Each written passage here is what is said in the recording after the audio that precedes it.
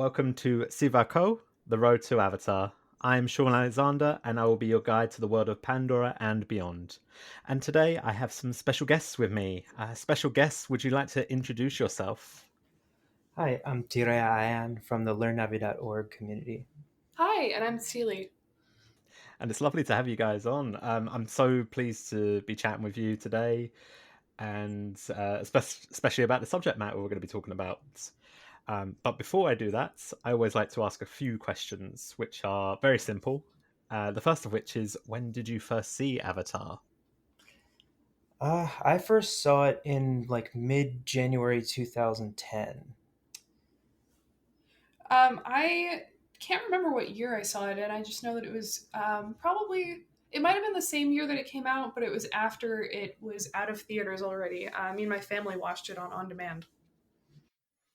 Oh, cool. So that'd probably be about 2010 then as well, I imagine. And is there like specific scene from the movie that always stands out to you? I always just loved the first half before the destruction of the tree. Like, I had the collector's edition DVD, and I just never wanted to pop in disc two. So, disc two has the stuff from that point on. But like, it's just so nice and pretty cool, and all the exciting, fun stuff happens, and none of the sad stuff. There's always been something special for me about the Tree of Souls. Just everything that goes on at that location. I feel like I've always been kind of entranced with that whole setting. Oh, totally. Yeah. And yeah, you kind of like both sort of nailed it there about like there's certainly a vibe that the film gives off at certain Yeah. points, and certainly anything before the attack on the home tree, I think, is the the best vibe for it. Yes, definitely. And my last question that I always ask is, how excited are you guys for The Way of Water?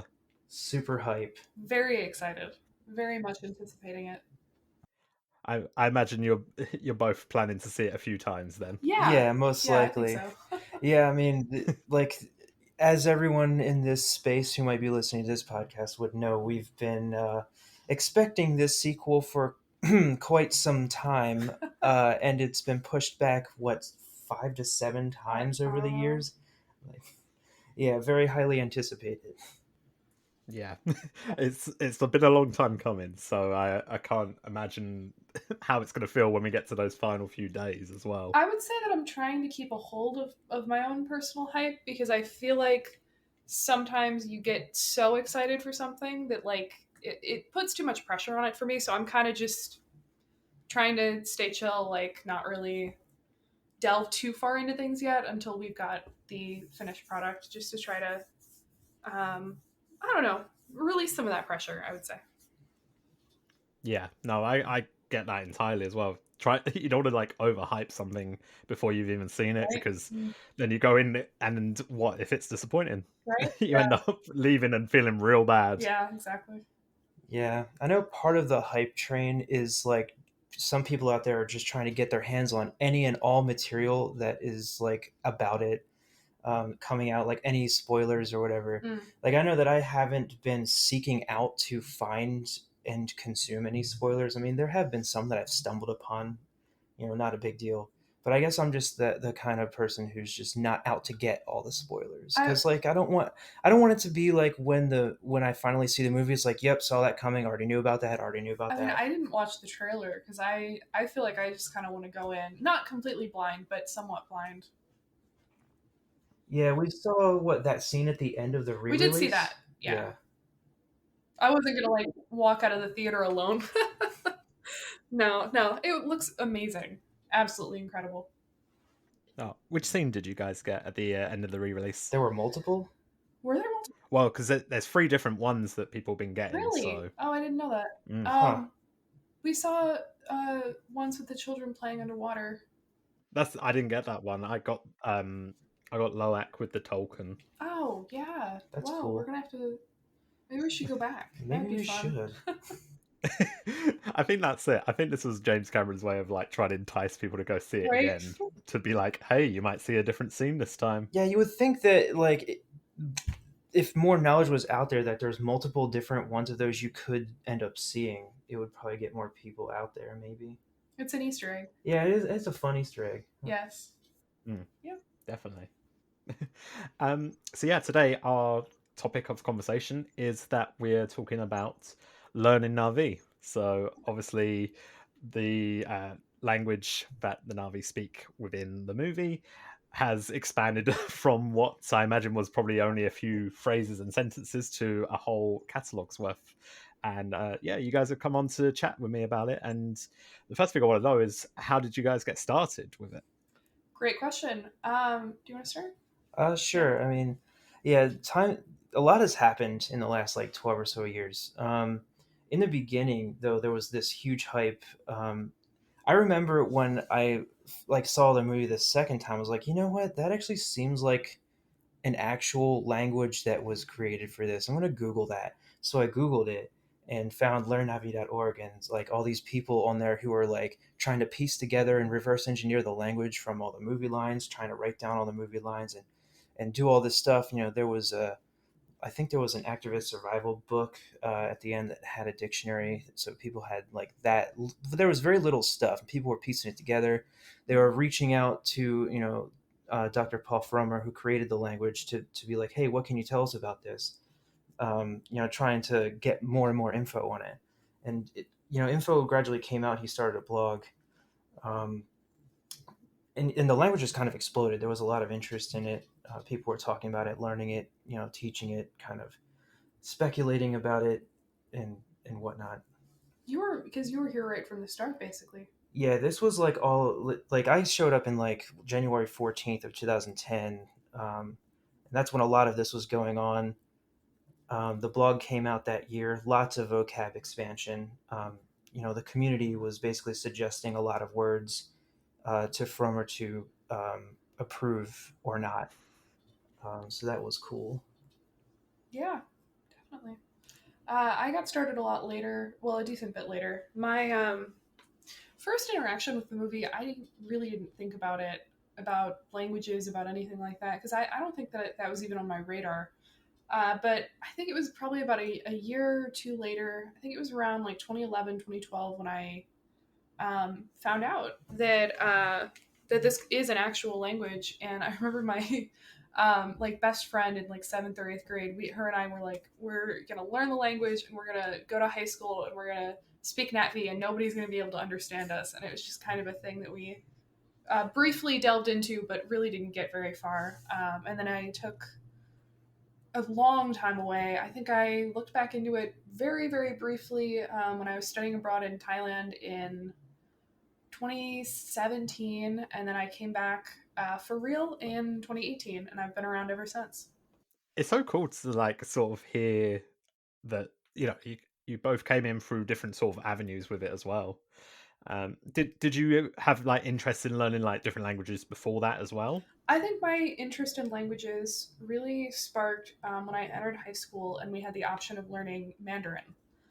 Because I had learned Spanish for a brief bit in middle school and I hadn't really clicked with it very well, which I don't blame, you know, Spanish as a collective language for that at all. But for some reason, it just didn't really spark my interest in the way that it was being taught. And Mandarin was just, I've absolutely loved it ever since. So it really broadened my interest. And then studying abroad really even broadened it further to wanting to delve into other languages. What about you? Yeah, in middle school I studied French because, like, for me, the first year to be able to study a foreign language was like the eighth grade, and French and Spanish were like the only options, so I took French. Then in high school I did a year of German, and then 3 years of Spanish, and then in college did French and German. So mostly Spanish, French, and German. But like you know, in college around the time I was taking French and German, I was getting into this NetV thing. So that was like the most impactful thing because like I loved learning like German, French, and Spanish. They were a lot of fun. I was pretty good at them at the time. For in the context of those classrooms.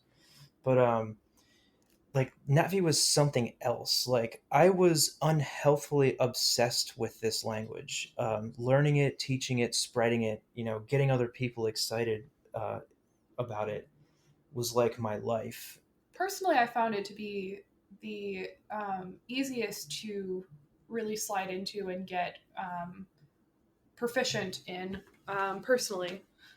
And I think that the ways that it is very consistent and very like there's got a lot of patterns to it in a way that I don't think you find as much with natural languages. There's still inconsistencies as there is with everything, but I think that really helped me personally to see it a little bit differently than I saw natural languages. And then going forward, I feel like I was able to apply a lot of the strategies I used to learn NetFi back into my natural language learning to help improve myself because I had kind of figured out how I learned best through NetFi, which was an easier experience for me. Yeah, I'd say that learning NetV even kind of opened up the door to linguistics in general to me because from that point I was like, wow, this is awesome. And I learned more linguistic terminology in the early days of NatV because like in the early days there was like a lot of academic linguistic scholar type of people putting all this together, posting about it.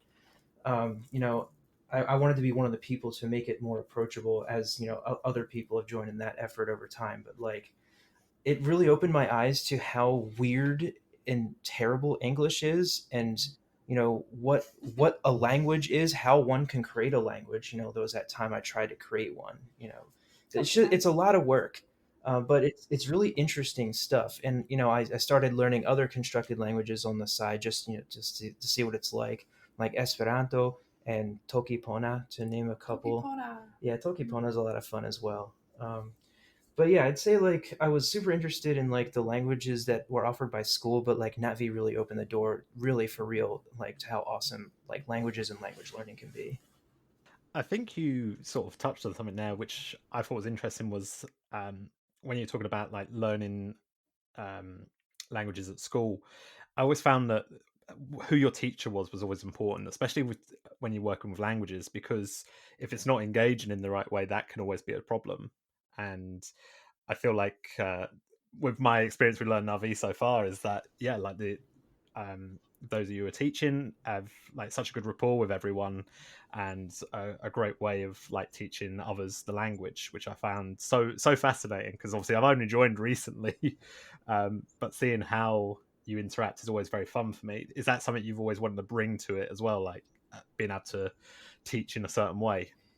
Yeah, like we always want it to be fun because like honestly for me there's kind of no real other reason to learn this language if it's not fun because like I mean, there's going to be a lot of people out there who say, and probably one of the biggest arguments is, well, it's like not useful for anything in the real world. You can't make money with it, you know, whatnot and whatnot. But like, Mm. the only reason to really learn a language that's made for a film is because like it's a nerdy, fun thing to do, and it's interesting. It also allows you to connect with people in a really unique way. Yeah, there has been times before where it bridged language gaps. Like, you know, for example, someone you know who couldn't speak English but could speak Na'vi. Um, you know, it was like a bridge language. I'm definitely to go back to like methods in teaching and how important that is. I'm definitely constantly trying to evolve the way that I'm approaching teaching because I think there's always something that I can be doing better. And I never really thought that I would find myself in the position of being a teacher, but I really fell in love with it, and I fell in love with seeing that spark in people that you're working with of interest, seeing that spark of interest, that spark of oh, I understand this now is so valuable and it's so fun to see. And I'm definitely working on that. I've been looking into more of Stephen Krashen's work now. We've talked about it within the community. I think his name's been thrown around for quite some time. I know that Paul Fromer is a big fan of his, and I would love to incorporate more of that. To give a summary, his linguistic theory is based around a lot of the ways that small children learn their first language and ways that you can tap into that to learn further languages, even as an adult, because it's something that you do so intuitively and so much counter to the standard classroom method. And I've really been digging into that like very recently, much more so than I ever have prior. Yeah, I think you hit the point right on the nose. I think a lot of people who've done the classroom thing, like a lot of those people end up like not into languages, and it's kind of unfortunate because like of the way it's taught or presented. Like, and I kind of feel the same way about math in some sort of way, but like definitely it matters a lot. Like what the vibe of the classroom is, and who's teaching and what they're like and how much fun it is to learn in general. And I think that this like new like acquisition based way is going to be an interesting thing to try out in the future, and I have a lot of hope for it. So you mentioned a couple of times. Is his name Paul Fromer? Was it? Is that Yes, correct? that's correct. Yeah. And he invented the language, which is crazy to think. Like, what a job to be tasked with, coming up with a whole new language. And you're saying that he's quite interactive with the community, constantly sort of like bringing new updates. What's sort of been like some fun sort of like tidbits that's come out from him? Oh, so many. There's like every new word since 2010. I think is pretty great. But like, what are some of the like? I mean, some of these are older that I'm thinking of, but they're just fun words like and little Easter egg words like how re'er is the word for reflection, and it's a palindrome. um, Words like fwefwi, to whistle, that kind of sort of sound like what they mean, or like ak, which is to like snap something in half, right? Like I just find these kinds of words so much fun. Wordplay, yeah. Yeah, and yeah, the wordplay, some of the Well, compounds. also the word play word, right? Rhyming, Oh, ngampam is that to word. rhyme, and its syllables rhyme with each other. Just stuff like this. Like there's a lot of like creative genius in a lot of these words, that Paul's come up with, and I love it. Yeah, I have so much respect for him for not only creating this language, but also for creating it within the context of such a massive project like Avatar is incredible. Yeah, and I'll say that some of that creative genius like might not have been him. It really could have been an anonymous submission. I actually forget who submitted. Well, yeah, I obviously never knew who submitted, but like when certain words were submitted, on the forum anonymously, Yes, because like the community has had involvement in creation of words, though a lot of it has come from Paul. yeah, I mean, yeah, a lot of them were submitted, but a lot of them are from him. I forget which ones are which. I guess is what my point was, but like, there's a lot of creativity there in general. That's so cool though to hear that not only does the language come from Paul, but also it goes the other way as well. That the community itself is like bringing the language further and helping it to grow itself, which is so fantastic. Because yeah, I imagine with a new film coming out, there's a whole going to be another 3 hours worth of possible new words that might appear. Uh, are you sort of like thinking about that ahead a little bit? Yeah, I mean, I suspect that there are probably words that he created for the sequels that he couldn't reveal yet, just in case they're spoilers or whatever. So I'm expecting like a whole bunch of words to probably drop, after, maybe either during or after its run in the cinemas. I'm looking forward to a word for tea. Yes, we know that the Na'vi drink tea because of the description of the Torux, the Octashroom thing. It says that they use it to make tea. So I'm like, okay, this presupposes that there's a word for tea because we know they drink it. Oh, that sort of creates rabbit holes, doesn't it, as Yes, well? Where you sort of like think, okay, so if they've got tea, that means they've got ingredients for tea, and right. then so Right. it's like this just continuing like a cycle of like you could probably just go on for hours of thinking, okay, so if this exists, then this probably Yeah. exists on top of it as its own word.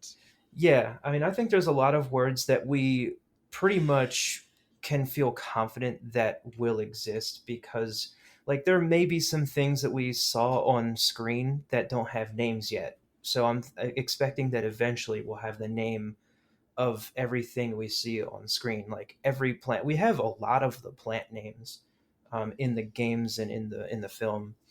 But I don't think we have every plant name or every animal name. I think we're just going to keep getting plant and animal names for a while.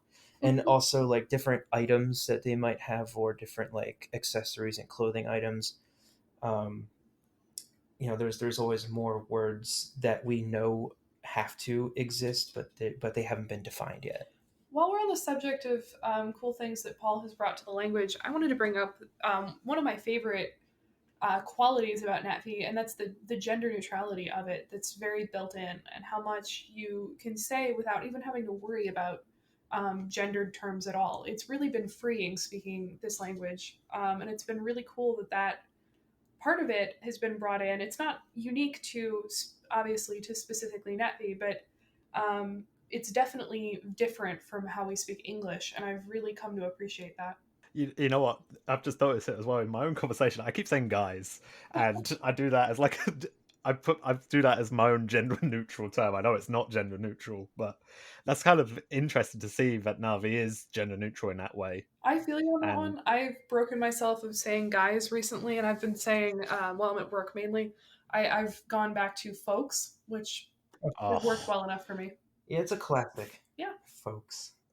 folks is so it makes me think Looney Tunes with Porky Pig. Yeah. That's all, folks. Hey, I consider that a positive. Yeah, no, that's definitely not Yes, negative. definitely. But yeah, look, it's so cool to like hear different. Like, I'm obviously like an outsider looking into the language quite a bit. You know, I'm. It's so fascinating to me, and it's so incredible the amount of work that's gone into it over over a decade's worth of work, and it's so incredible to see, and I'm so impressed. Is there like so far like an achievement from it that you're like, this is I can't believe that we were able to do this from it? Well, I mean, I it's such a silly thing, but I spent a lot of time. When was it? Last year? Was it the year before? I completely forget what the timeline was like. But I decided I wanted to sit down and write a book. The project's kind of stagnated, but one of my favorite achievements with that book was that I sat down and I wrote this scene, and showed it to Tierra without any like context, to what I was showing him. Just that it was a Nat story that I had written, and it was a scene about a like a group of characters going to a bar and riding a mechanical bull. And I did this in Netvi, and I was pretty proud of myself because he understood me. And it's seems like such a very removed thing from the context of what Netvi was developed for. So I guess that would be the answer that comes to mind first for me. Yeah, like I'm like proud of you for you because like I know that like I've been around all this time. I don't have the like creativity and the patience to write that much. I mean, in any language. Like I have grown my whole life despising long form writing with infinite passion.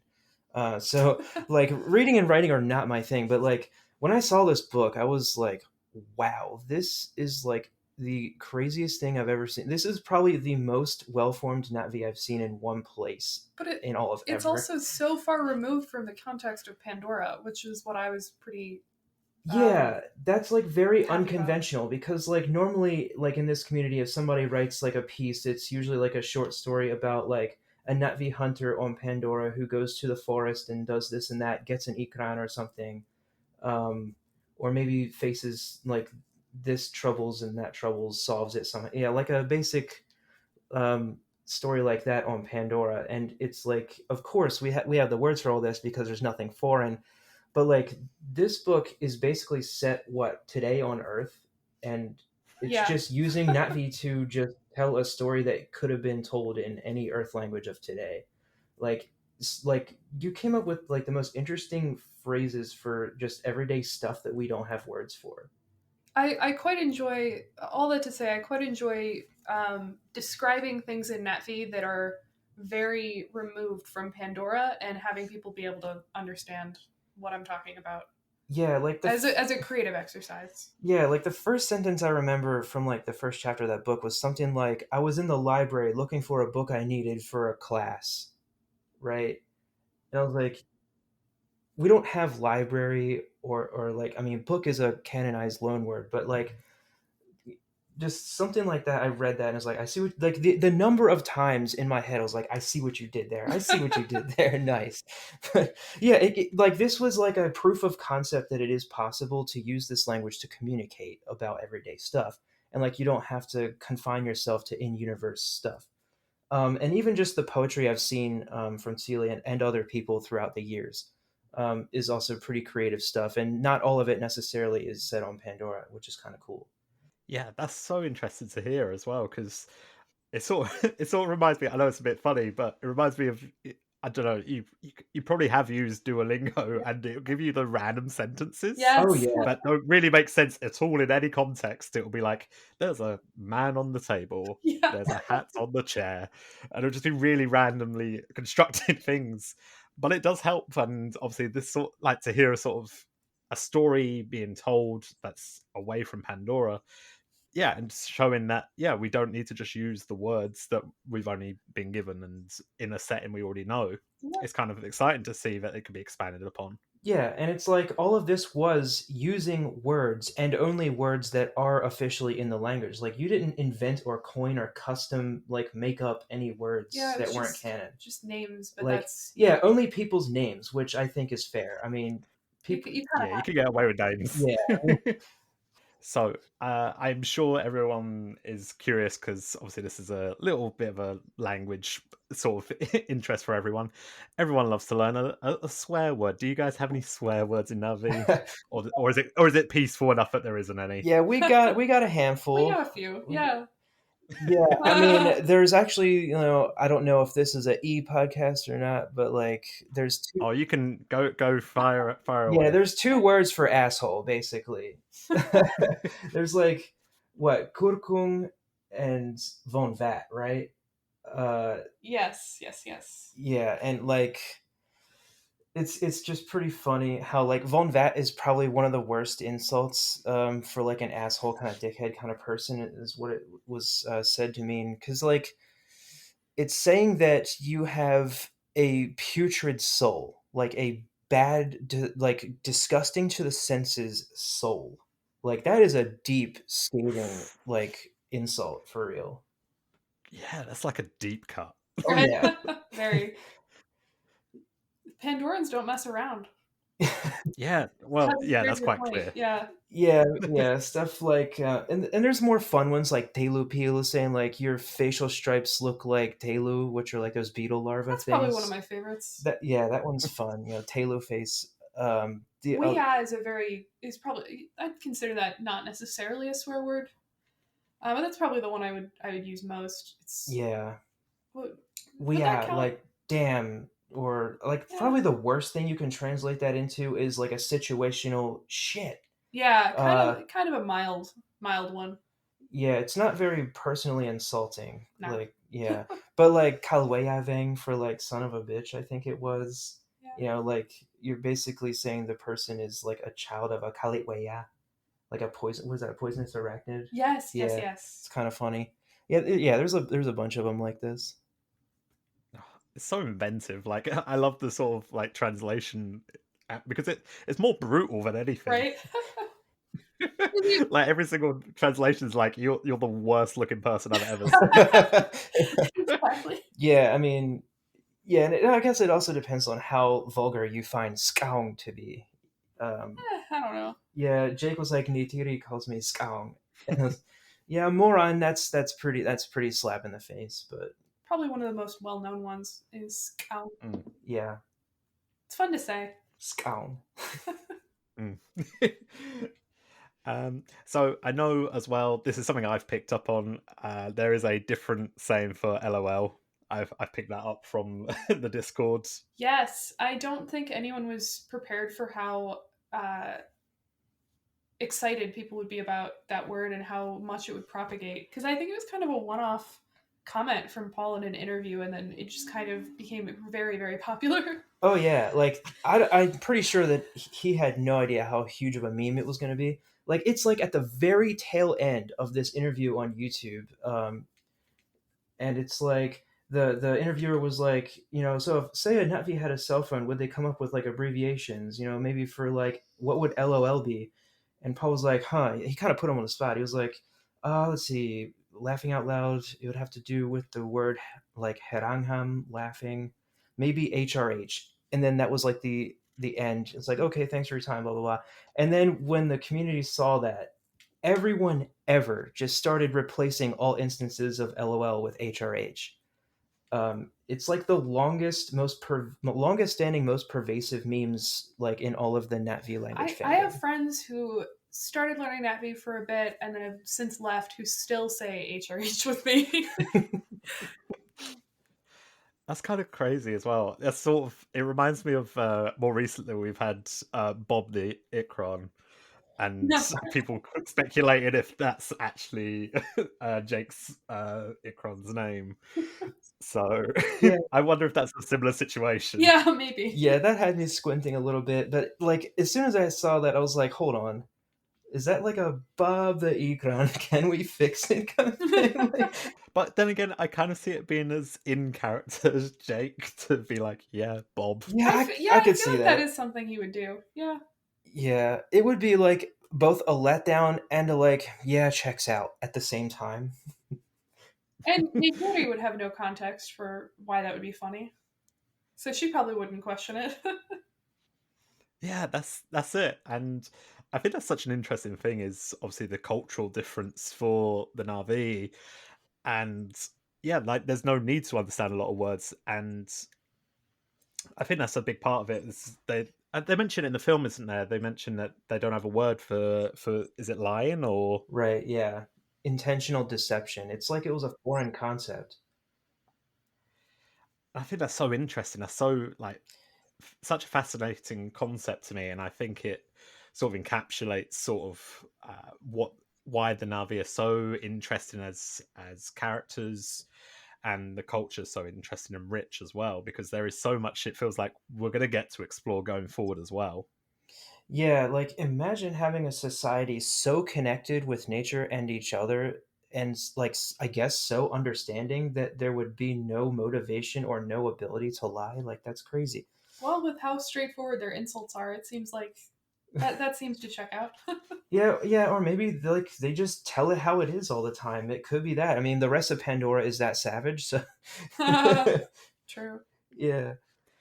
I mean, Yeah, and you know what, I think that comes up as well in the movie as well because they're not shy about showing their emotions. Notiri is constantly Mm. quite being upfront about the fact, when she is asked to teach Jake, she is very clearly upset about that. yeah, like I just get this sense that there are just no like facade pleasantries to be had. Kalamoya. Is that the line? Kalamuya, Kalamoya. it's not fair. Why me? Why don't you?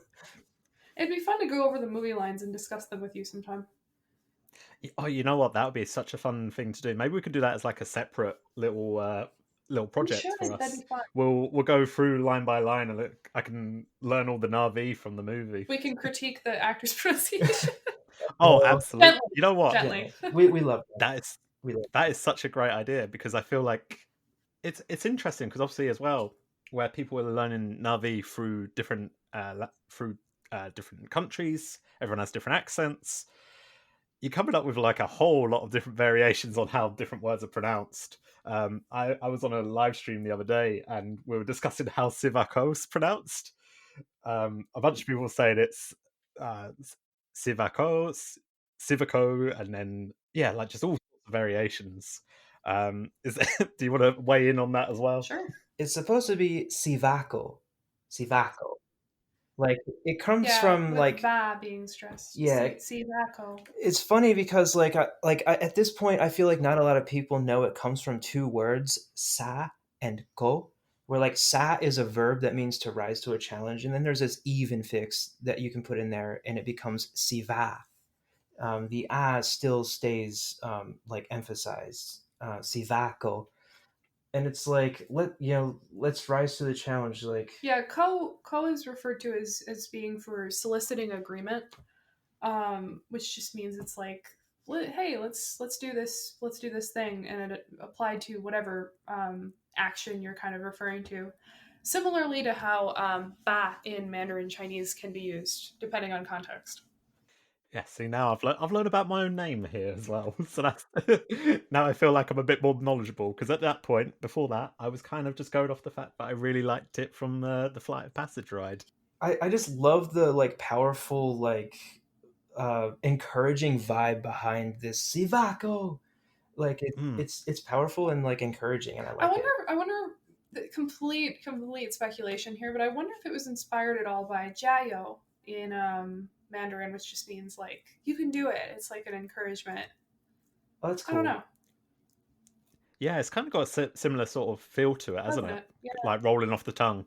Yeah, because my teachers they would always go jayo jayo when we were doing different exercises. They would try to encourage us to keep trying. So I wanted to just open up like the last little bit of this chat. And is there anything you want to sort of say? Any final thoughts on what we've got coming ahead in terms of obviously a whole new movie, and I'm sure a whole new excitement level for learning Navi probably. Yeah, definitely looking forward to the future. Lots of cool stuff to come. Um, yeah, and I know a lot of people are going to be joining, and there's going to be, probably. I hope to see as many people like in general try like looking at the language, finding out it's real. Like it might just be like a 2010, 2011 all over again with like all this interest. Except this time around, there's going to be like a little bit more like understandable, accessible resources out there than there was, and like yeah, Yeah, all I'll say is we've got some fun stuff in the works. Hopefully, stuff that will be useful to a broad range of people. Accessibility is a very important thing.